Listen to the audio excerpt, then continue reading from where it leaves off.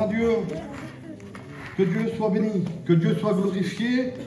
Nous sommes heureux d'être là, de partager ces moments ensemble. Je vous dis bonsoir à tous. Quel privilège d'être à la réunion.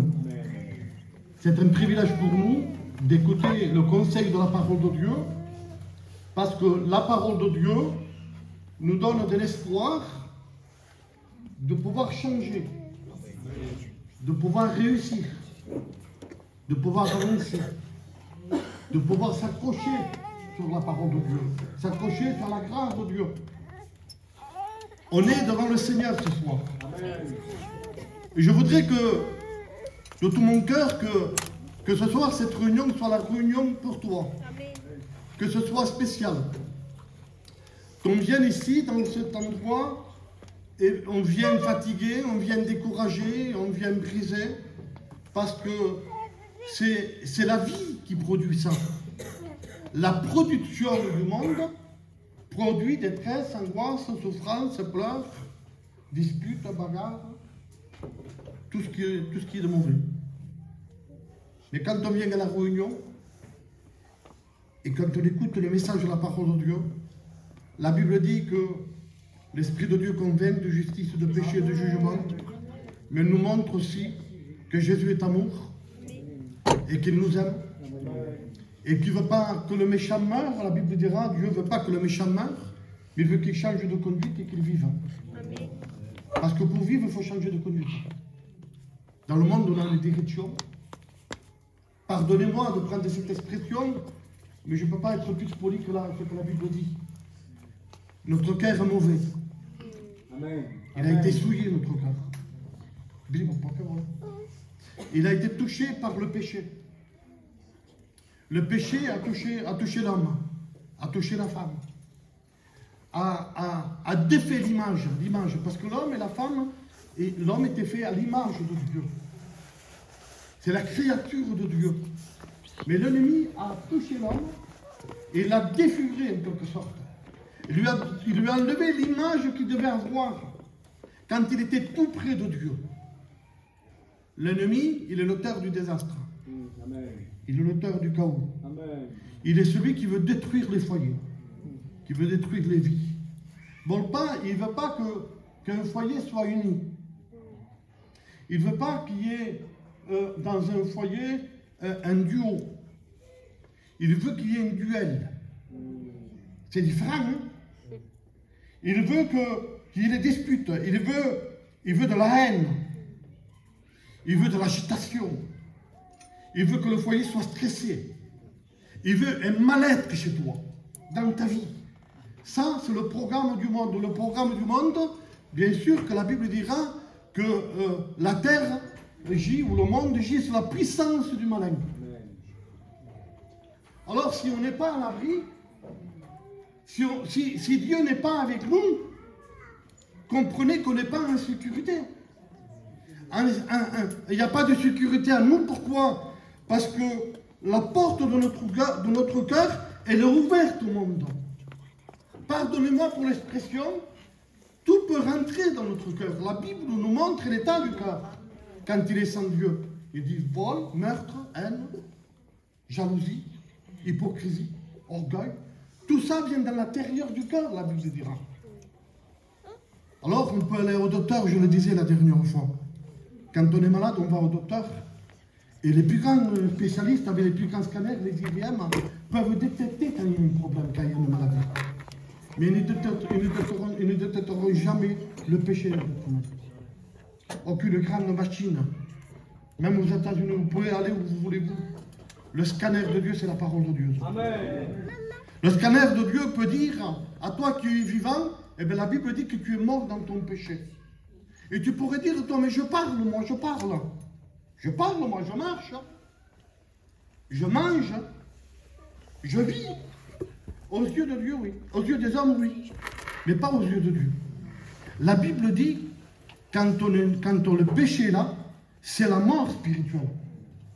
Parce qu'il n'y a pas de contact avec Dieu. Pour Dieu, pour la Bible, tu es éteint. Tu es quelqu'un qui ne respire pas à Dieu. Quand Dieu a créé Adam, il l'a créé les nerfs, le cœur, les jambes, les mains, les yeux, la bouche, la tête. Il a fallu qu'il souffle un souffle. Et quand il a soufflé le souffle de vie, ça a devenu un être humain. À cause que Dieu a soufflé dans ses narines, il est devenu un être humain. Ça veut dire quoi? C'est une image pour nous. Si tu ne reçois pas l'Esprit de Dieu ce soir, il ne peut pas avoir la vie en toi. C'est l'Esprit de Dieu, pas un mouvement, pas vie lumière, pas l'église de la clé, pas prier simplement. Pourtant, il faut prier, il faut chanter. Je serais contre la Bible si je dirais ça. Mais on prie comment? On chante, mais merci Seigneur qu'on chante.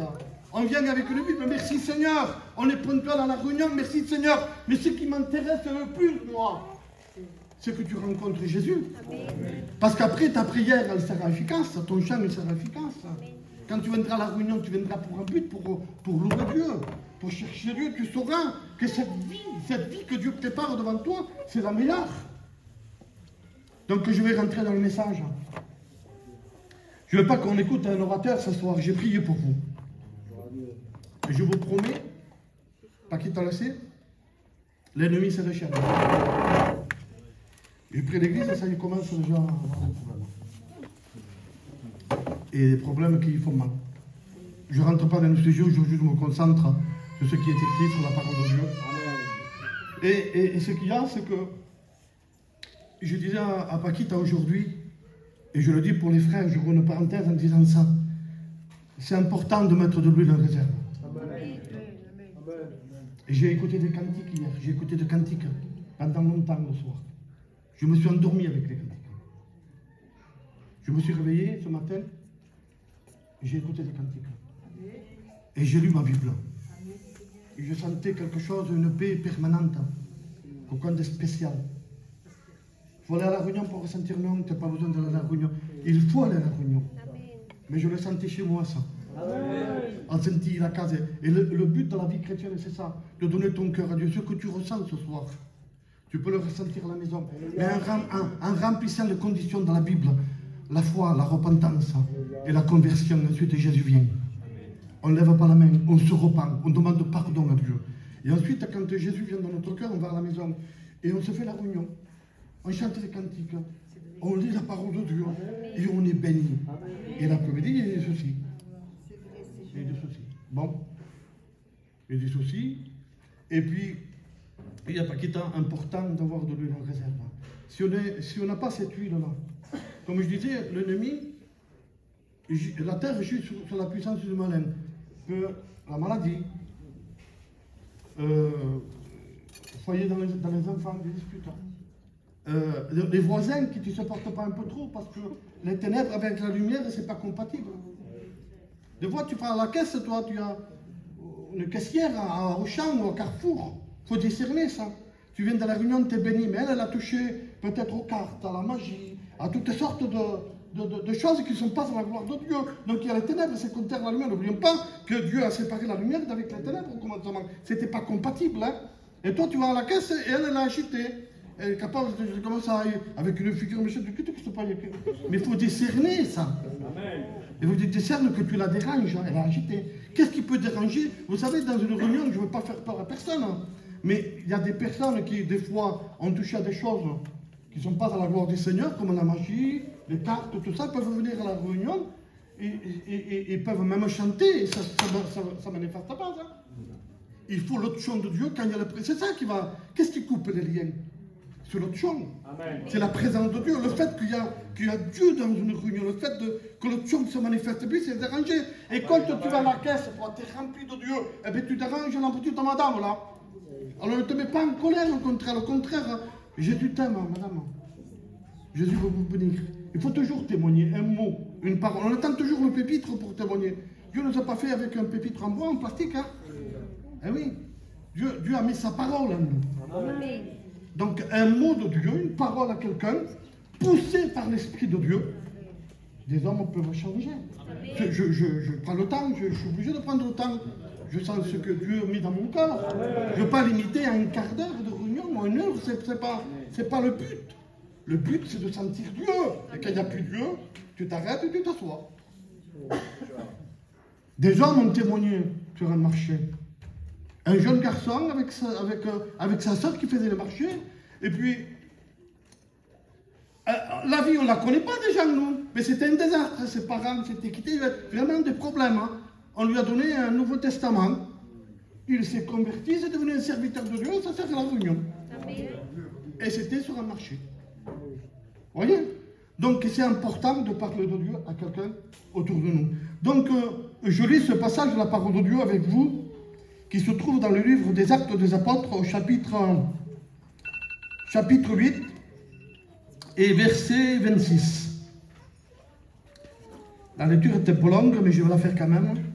Il nous est dit comme ceci, chapitre 8, 26. Un ange du Seigneur, s'adressant à Philippe, il lui dit, « Lève-toi et va du côté du midi sur le chemin qui descend de Jérusalem à Gaza, celui qui est désert. » Il se leva et partit, et voici un Éthiopien, un eunuque, ministre de Cadence, reine d'Éthiopie, et surintendant de tous ses trésors, venu à Jérusalem pour adorer.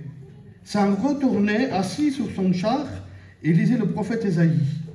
Et l'Esprit dit à Philippe, « Avance et approche-toi de ce char. » Philippe accourut, entendit l'Éthiopien qui lisait le prophète Ésaïe et lui dit, « Comprends-tu ce que tu lis ?» Il répondit, « Comment le pourrais-je si quelqu'un ne me guide ?» Il invita Philippe à monter, à s'asseoir avec lui, et le passage des Écritures que lisait était celui-ci.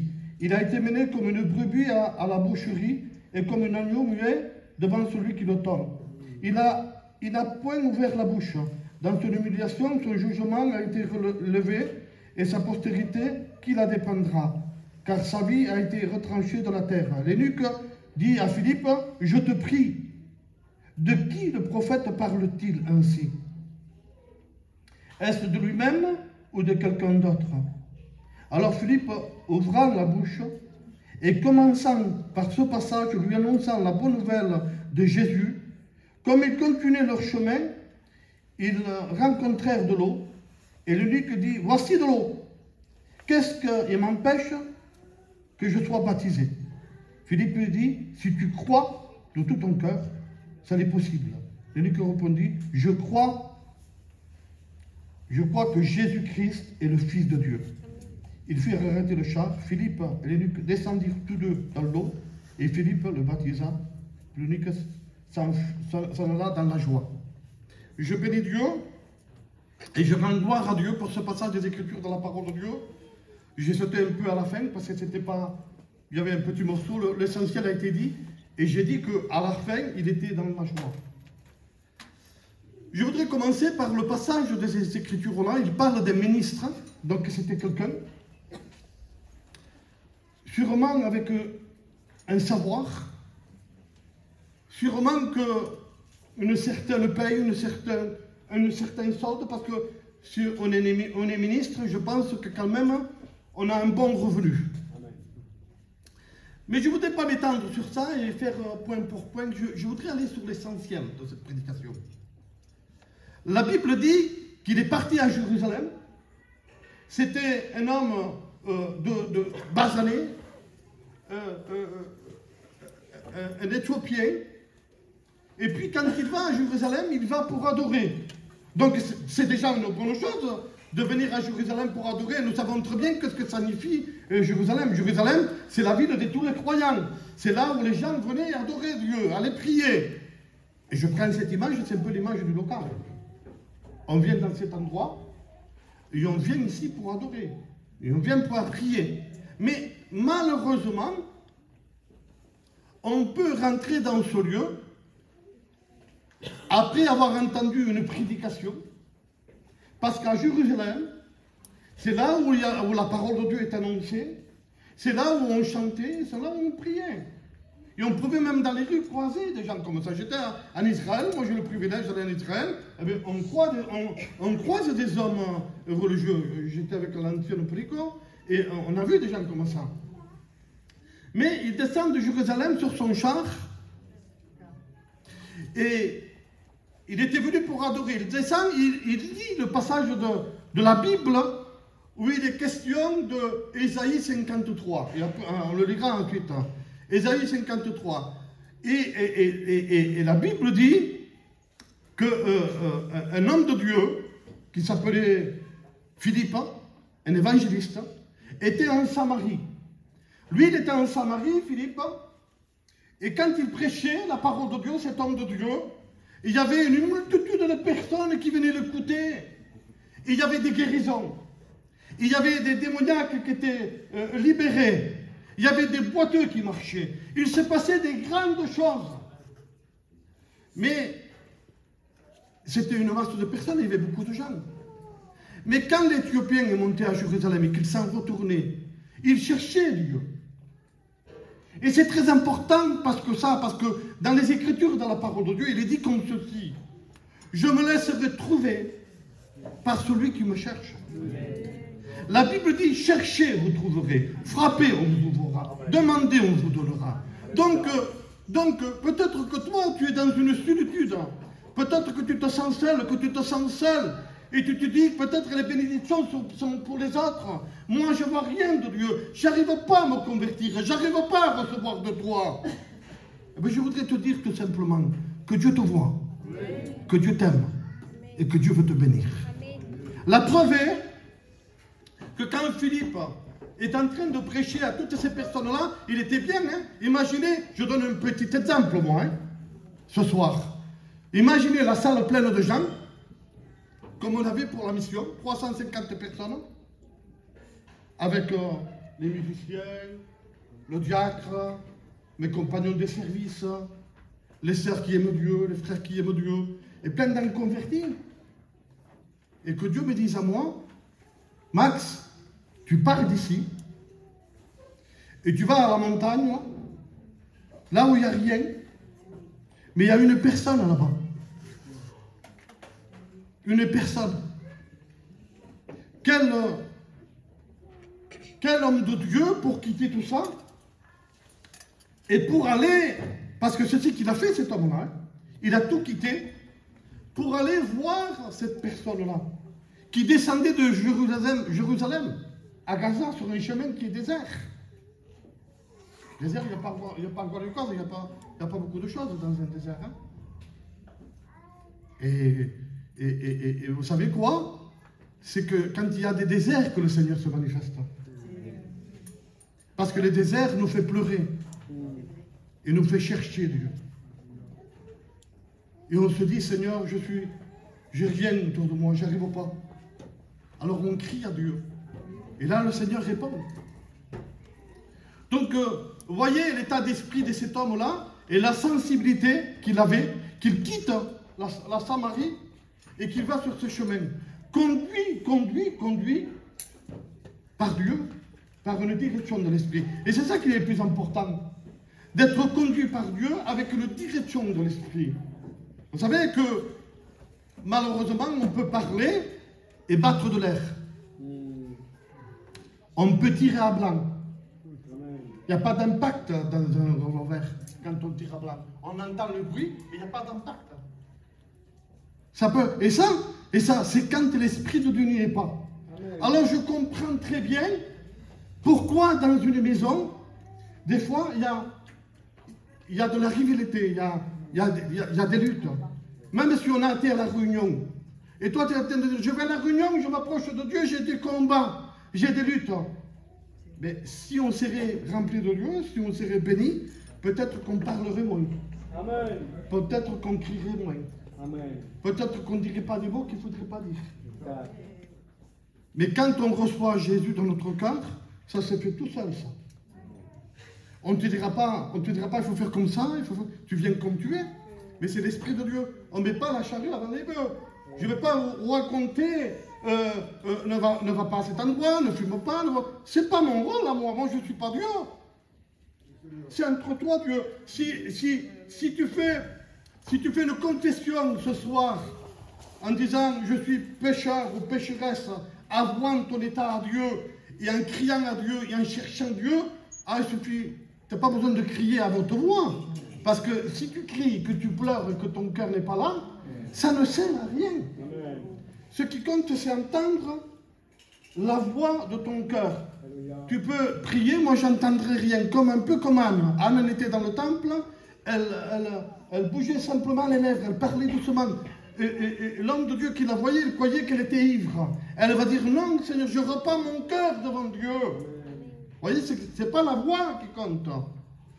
Mais si Seigneur, s'il y a des belles prières, mais que le cœur y soit. Amen. C'est très important ça. Parce que ce que je veux, ce que vous voulez vous, c'est que Dieu nous entende. Hein. Sinon, notre prière, elle est vaine. Elle ne sert à rien. Et je continue. Il descend à cet endroit, conduit par l'Esprit de Dieu. Philippe vient à cet endroit. J'ai écrit quelques passages de l'Écriture de la parole de Dieu. Philippe vient à cet endroit et la Bible dit dans Marc 16, 15, il dira comme ceci, allez par tout le monde et prêchez la bonne nouvelle à toute la création. Celui qui croira et qui sera baptisé sera sauvé. Notre texte, il dira, l'évangile de Christ est source de salut pour tous les hommes. Donc, quand il vient à cet endroit, il vient avec un message d'espoir. Parce que l'évangile, c'est un message d'espoir. Ce n'est pas un message qui te condamne. C'est un message d'espoir. Tu te condamnes déjà tout seul, toute seule à cause de ton péché. Mais là, c'est l'espoir qu'il t'apporte, l'évangile. Elle vient jusqu'à toi. Et Philippe avait dit, comprends-tu ce que tu lis? Et cet homme va dire, comment le pourrais-je si personne ne m'explique? Alors, je me suis attardé un peu sur ça. Il y a des incompréhensions dans la vie des fois. On ne comprend pas tout. On se dit, pourquoi ça? Pourquoi si? Pourquoi ça m'est arrivé ça? Et il dit, pourquoi? Il en veut des pourquoi. Et on ne comprend pas. Et on se remplit de ces choses-là qui, il semblerait qu'ils nous font la guerre, qui nous empêchent d'avancer parce qu'on ne fait plus confiance en Dieu. On est en train de reculer. On ne comprend pas. On ne comprend pas pourquoi un foyer ne va pas. On ne comprend pas parce qu'on a fait, on vient à la réunion, on est fidèle. J'ouvre une parenthèse en disant ça. Certains chrétiens ou certaines chrétiennes, on vient à la réunion et ça ne marche pas forcément des fois. Il faut des années. Moi, ça fait 18 ans que je prêche et ça fait presque 28 ans que je suis chrétien. Mes enfants se sont convertis maintenant. Il y en a un qui a 32 ans et l'autre il a 27 ans. Mais bien sûr que je me suis dit ça, mais je ne me suis pas attardé sur ça, sur les choses que je ne comprenais pas. Pourquoi ça? Pourquoi ces enfants ça? Pourquoi ça ne marche pas avec eux? Pourquoi ils ne veulent pas venir à la réunion?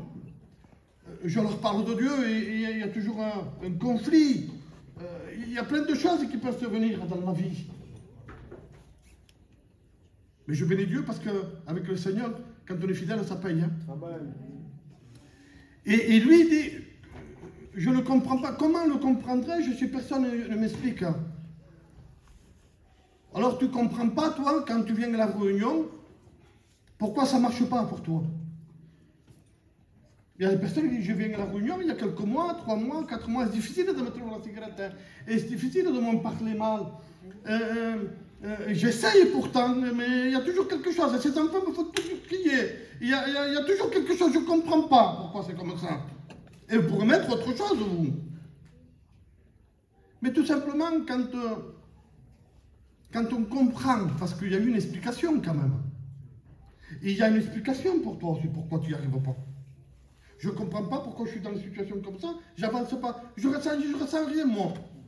Je vais à la réunion, je ne ressens rien. Et pourtant je prie, hein. Et pourtant je chante, et pourtant j'essaye de faire, mais je ne ressens rien. Tu vas voir pourquoi. Ce texte-là, quand il est prêché, il y a quelque chose qui m'a interpellé moi. La Bible dit, comprends-tu ce que tu lis? Comment le comprendrais-je si personne ne m'explique? Alors il dit que Philippe monta sur le char, s'assit à côté de lui, et commença par les Écritures donc qu'il lisait. Et ce que cet homme lisait, c'était ça. On va lire dans le livre d'Ésaïe au chapitre 53. 53, voilà ce que cet homme lisait. Il avait le livre de l'Ancien Testament, il lisait ça. Et je lis le passage des Écritures, c'est la prophétie de Jésus. Lui, il croyait que c'était un prophète. Mais ce n'était pas un prophète, c'était le Fils de Dieu, ça. Mais qui devait venir plus tard. Donc, il lit le passage de Ésaïe 53 où il est dit « Qui a cru à ce qui nous était annoncé? Qui a reconnu le bras de l'Éternel ?» Il s'est levé devant lui comme une faible plante, comme un rejeton qui sort d'une terre desséchée. Il n'avait ni beauté ni éclat pour attirer nos regards, et son aspect n'avait rien pour nous plaire. Méprisé, abandonné des hommes, homme de douleur, abattu à la souffrance, semblable à celui dont on détourne le visage. Nous l'avons déteigné, nous avons fait de lui aucun cas. Cependant, ce sont nos souffrances qu'il a portées, ce sont nos douleurs qu'il s'est chargé. Et nous l'avons considéré comme puni et frappé de Dieu et humilié. Mais il était blessé pour nos péchés, brisé pour nos iniquités. Le châtiment qui nous donne la paix est tombé sur lui. Je vais un peu plus loin, verset 7. Il a été maltraité et opprimé, et il n'en a point ouvert la bouche. Semblable à un agneau qu'on mène à la boucherie, à une brebis muette devant ceux qui l'attendent. Et je m'arrête là, il parle de Jésus. Et c'est ça qu'il est en train de lire, lui. Il est en train de lire ça, mais il ne comprend pas trop. Il faut une révélation, il faut que la foi se mette en marche, là. Alors Philippe commence par ce texte-là, il commence par ça, et la Bible dit qu'il lui annonça la bonne nouvelle. La bonne nouvelle, c'est quoi la bonne nouvelle? La bonne nouvelle, on le voit dans le livre de Luc au chapitre 4 au verset 18, où il est dit « L'Esprit de Dieu est sur moi ». Parce qu'il m'a oint pour annoncer une bonne nouvelle aux pauvres. Une bonne nouvelle aux pauvres. Bonne nouvelle aux pauvres. Les pauvres étaient méprisés, les pauvres étaient rejetés. Et ce n'est pas une réalité aujourd'hui. On ne donne pas plus de place à quelqu'un qui a de l'argent, quelqu'un qui est riche. Même s'il est méchant, qu'il est arrogant, qu'il est méprisant. Il y a un petit pauvre là, il te fera 2 fois plus de bienfaits que certains riches. Et on le méprise à lui. On le rejette. Mais Jésus est venu pour mettre un équilibre dans ça. Il dit, l'Esprit de Dieu est sur moi. Il m'a oint pour annoncer une bonne nouvelle aux pauvres. Je ne dis pas qu'il y a des riches qui sont tous comme ça. Non, il y a des bonnes personnes aussi dans les riches. Il n'y a pas de problème pour ça. Qu'on soit pauvre, qu'on soit riche, il y a des bonnes personnes. Il n'y a pas de souci pour ça. Mais je tire sur ta attention parce qu'il est question du pauvre là. Et ensuite il continue. Et il dit, pour donner la vue aux aveugles, pour guérir ceux qui ont le cœur brisé. C'est ça la bonne nouvelle. Et je crois que cet homme avait le cœur brisé. Parce que quand on est loin de Dieu, on a le cœur brisé. Et la bonne nouvelle, c'est ça. Et vous savez qu'est-ce qui se passe?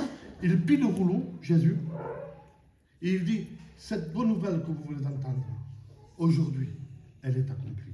Ça s'est passé beaucoup plus tard, hein, ça, Lucas. Ça se passe un peu plus tard. Quand il est dans le temple, quand il lui donne, de lire le passage des Écritures. C'est le parallèle que je voulais faire avec cet homme-là, avec Philippe qui est venu vers l'Éthiopien qui était sur le char. C'est très important de savoir qu'il lui annonça la bonne nouvelle. Et dès qu'il annonce la bonne nouvelle, dès qu'il lui parle de Jésus, il y a une révélation du Fils là. Et ce que tu as besoin, c'est la révélation du Fils, parce que la Bible dira que celui qui a le Fils a la vie. Et celui qui n'a pas le Fils n'a pas la vie. Alors pourquoi toi, tu te dis dans ton cœur, je ressens rien, parce que je prie, je vais à la réunion, j'ai fait des efforts, je ne ressens rien, parce qu'il n'y a pas le Fils encore. Et le Fils, il va venir. Tu sais quand est-ce qu'il va venir, le Fils? Quand tu vas le chercher véritablement. Mais je le cherche, mais pas véritablement. Tu aimes encore le monde. Quand on aime le monde, Jésus ne peut pas venir. Amen. Il faut haïr le monde. Il faut se repentir. Il faut se sentir coupable. Il a dit, Xavier, pas une victime, mais des coupables. Quand on est coupable, coupable de parler mal, coupable d'avoir de la haine, coupable d'être violent, coupable de ce péché qui ronge notre vie, qui nous détruit, qui fait tant de mal. Le diable veut détruire l'être humain. Il ne veut pas que tu sois heureux, il ne veut pas que tu sois heureuse. Il veut détruire ta maison. Alors la bonne nouvelle est annoncée ce soir. Et je voudrais dire, comme ce passage de la parole de Dieu, il dira comme ceci, ne craignez pas. Car je vous annonce une bonne nouvelle. C'est que dans la ville de David, il vous donnait un sauveur. Qu'il sera le sujet d'une grande joie pour tous. Que Dieu soit béni. Ce sauveur s'appelle Jésus-Christ. Il est au milieu de... J'ai voulu être le plus simple ce soir. J'ai voulu te faire comprendre qu'il y a de l'espoir avec l'évangile. Que ça peut changer. Et quand cet homme, ses yeux se sont ouverts parce que la Bible dit que le Dieu de ce siècle, qui est l'ennemi de nos âmes, a aveuglé l'intelligence de l'homme ou de la femme pour pas qu'il voie resplendir la splendeur de l'évangile. T'es aveuglé pour lui. Il ne voyait pas ça. Mais au contact de la parole, la foi a grandi dans son cœur. Une foi de le permettre d'aller plus loin pour se sauver. Et ce qui s'est passé pour lui, il a dit, qu'est-ce qui m'empêche d'être baptisé alors? Qu'est-ce qui m'empêche là? Et Philippe lui a dit, rien, il y a de l'eau. Ils sont descendus. La même journée. Nous, on ne le fait pas parce qu'on fait attention, on prend des précautions, on suit les gens. Je pense que c'est bien aussi comme on fait. Mais ce jour-là, c'était l'exception. Il est descendu, il a baptisé. Et la Bible dit, à cause qu'il avait reçu Jésus, hein, par le baptême vient après. Mais parce qu'il a reçu Jésus, parce que les yeux de son cœur se sont ouverts. Et quand il a compris qu'il n'y avait rien, qu'il avait s'habillé en grec comme le Seigneur, donc il a été plus loin et s'est fait baptiser. Mais parce qu'il avait Jésus dans son cœur, la Bible dit, le texte dit, qu'il suivit Jésus dans la joie. Donc cette joie-là, que tu peux recevoir ce soir, à cause de ton péché pardonné, tu peux aller à la maison et être béni. Amen. Sentir la joie du salut. Être content dans l'état où tu te trouves parce que tu n'es pas content dans l'état où tu te trouves. Et pourtant, tout va bien. Enfin, entre guillemets, tout va bien. Je veux dire par là, dans une situation comme cet homme-là, l'argent rentre facilement. J'ai remarqué une chose, j'ai pensé à ça l'autre fois. Et on voit, puisque j'en mets parmi notre peuple aujourd'hui, le luxe qu'il peut y avoir. Aujourd'hui, on porte des habits. Avant, on demandait 20 ou 30 euros, moi, pour acheter quelque chose. Hein. Maintenant, une paire de baskets à 300 ou 400 euros, ça ne fait pas peur pour certaines personnes. Un sac Louis Vuitton, à 800, même qu'on est rémiste, 800, 900 euros. On y va, on fait des économies, on se l'achète. Hein. Mais vous savez quoi, des fois dans le sac Louis Vuitton, on met des mouchoirs, des Kleenex comme ça, parce que tellement qu'on pleure. Hein. C'est celui, il y a de la valeur dans le sac, mais alors quelle tristesse, quelle angoisse dans le cœur. Je dis ça pourquoi? Parce que tout ce qui nous entoure ne comblera jamais ça. Amen. Même s'il y a une belle voiture, même s'il y a des beaux meubles, même s'il y a une belle table, même s'il y a des beaux enfants, ça ne comblera pas ça. Amen. Ce cœur-là, il est fait pour lui, pour son Créateur. L'enveloppe, tu la nourris à travers le manger, à travers les parcs de loisirs au Disney, les vacances, c'est l'enveloppe ça. Mais à l'intérieur, ton âme recherche son Créateur. Amen. Et il souffre. Et si tu peux le chercher, comment il faut le chercher? Je t'ai dit au commencement, quand tu es rentré, que tu pries, que tu chantes, que tu viens à la réunion, mais pour certaines personnes, il ne s'est pas encore rien passé. Tu dis, je ne ressens rien. Parce que tu ne le cherches pas comme une personne serait en train de se noyer. Je l'ai vu, moi, de mes yeux, ça. Si vous voyez une personne en train de se noyer, combien il veut s'en sortir? Parce qu'il y a la mort, là. Ce n'est pas un semblant. Ce n'est pas un jeu. Il s'accroche avec n'importe quoi pour s'en sortir. Ça reste là. Et ça crie. Parce qu'il veut s'en sortir. Donc, et c'est comme ça qu'il faut faire avec lui. Pas Seigneur, sauve-moi, Seigneur, non. Crie de tout ton cœur, que ça touche sur le cœur de Dieu. C'est lui qui est en train de mourir dans ton péché.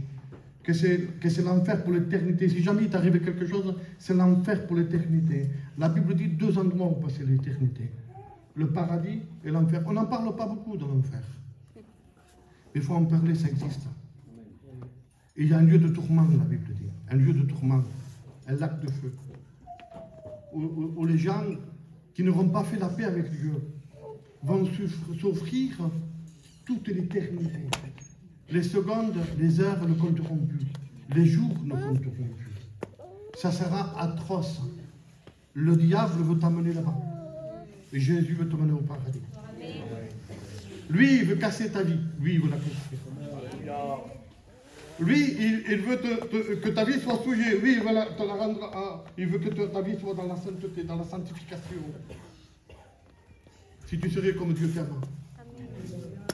J'ai voulu être le plus simple ce soir, parce que l'évangile c'est simple. Amen. La Bible dira que Dieu a tellement aimé. Il a aimé Philippe. Il a fait quitter cet endroit qui était plein de monde pour aller sur un chemin qui est désert, parce qu'il y avait une personne qui le cherchait. Et ce texte, il est pour lui comme il est pour vous. Dieu a tellement aimé qu'il a donné. Il a donné son Fils unique afin que quiconque croise en lui ne périsse pas, mais qu'il ait la vie éternelle. Très important. Alors, il y a quelques passages que j'ai notés là. Ensuite, on priera le Seigneur. Je ferai peut-être un appel. J'ai écrit ça. Regardez qu'est-ce que j'ai écrit. J'ai écrit, si l'Éternel ne bâtit la maison, ceux qui la bâtissent travaillent en vain. Amen. Il n'y a pas plus simple que ça. Amen. Je le relis. Si l'Éternel ne bâtit la maison, ceux qui la bâtissent travaillent en vain. Et en vain, ça veut dire dépourvu de valeur. Je voudrais parler un peu sur le foyer, parce que peut-être qu'il y a des foyers comme ça, où un certain temps, ça a été une guerre. Au début, quand on se marie, peut-être que ça semblait un conte de fées. Il y avait de l'amour, il y avait, on s'aimait les années, le mari s'aimait avec sa compagne, se supportait. Il y a eu des moments un peu difficiles, se sont supportés, mais par la suite, peut-être que ça n'allait plus. Des conflits, des guerres, des pleurs. Et tout le temps en train de crier, tout le temps de se disputer. Que peut-être que combien de larmes, combien de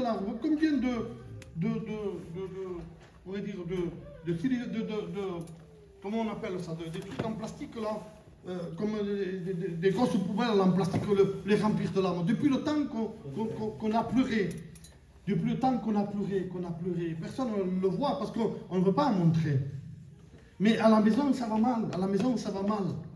Il n'y a plus d'entente, Et ce texte dit, il est dit comme ceci, si l'Éternel ne bâtit pas la maison, ceux qui la bâtissent travaillent en vain. Travaillent en vain. C'est quoi travailler en vain? Allez, bien, on va manger au restaurant. Allez, je vais t'acheter, je ne sais pas moi, un sac, un parfum, n'importe quoi. Essayer de faire plaisir.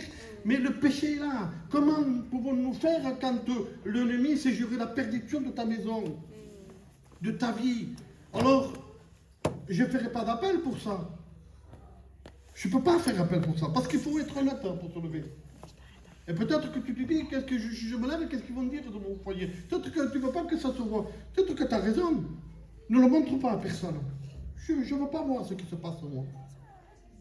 Mais dans ton cœur, dis-lui tout simplement, Seigneur, c'est vrai ce que le pasteur a dit. C'est moi, ça ne va pas trop. Mais parce que tu n'es pas là, Seigneur.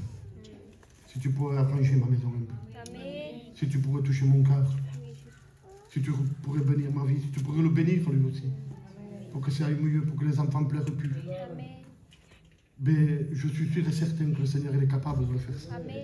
Y aurait-il quelque chose d'étonnant de la Bible venant de la part de l'Éternel? Il a ouvert la mer. Notre Dieu est tout-puissant.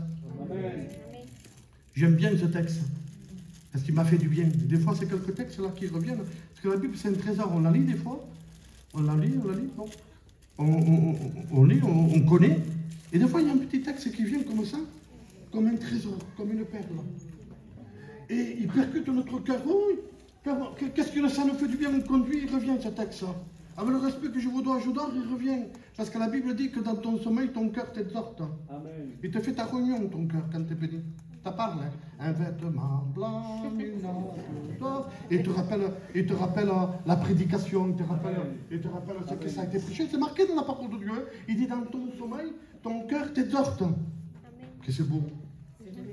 C'est l'Esprit de Dieu, c'est le temple, parce que nous sommes le temple du Saint-Esprit quand on est devenu. Donc vous savez très bien qu'avant ils annonçaient la parole de Dieu dans le temple. Et nous, ils nous comparent au temple du Saint-Esprit. Donc chez nous, là, eh bien, je vous le dis, il y a des cantiques. Alors, ça ne t'arrive pas de chanter des cantiques et tu es béni, ou tu pries, tu t'arrêtes, tu parles en langue, ou tu as un verset qui est là, et tu sens que c'est pour quelqu'un là, et ça brûle dans ton cœur. Et il faut que je dise, mais pourquoi? Parce que lui t'exhorte, lui, l'Esprit de Dieu, il est là, et tu vas et tu dis, la sœur, elle est bénie, elle est encouragée. C'est beau, la parole de Dieu. Et ce texte, il m'a béni à moi, voilà, les frères. Il dit, je le dis encore, hein, il dit, dis-leur, dis-leur. Je suis vivant, dit le Seigneur. C'est pas une théâtre, c'est pas une comédie des frères, les garçons, les jeunes filles, les plus âgées. On ne vient pas là pour passer un temps. Mettez-nous en règle. Amen. Si on n'est pas en règle avec Dieu, et si ta vie est un chaos, un désastre, mets-toi en règle avec Dieu. Amen. Avoue ton péché, délaisse-le. Parce que la Bible dit que celui qui avoue son péché, il le délaisse au Dieu miséricorde. Alors vous savez qu'est-ce qu'on va faire? On va s'incliner.